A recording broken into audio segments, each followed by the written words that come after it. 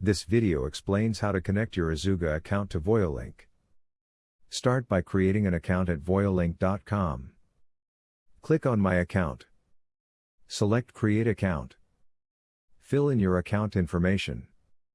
Click Create Account. Your VOYOLink account is now set up.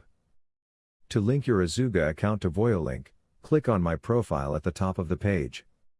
In the Credentials field, enter in your Azuga account username and password, then click Save Changes. Your Azuga connected vehicles are now listed on the My Shops page under the section titled My Vehicles and Devices. Once logged into VOYOLink, you can access fleet tutorial videos by clicking on the VOYOLink icon. Then scroll down to the bottom of the vehicle owner landing page. To learn how to connect your vehicle to a service center, please see the tutorial video, Azuga with VOYOLink. If you have any questions, please contact us at support@voyolink.com.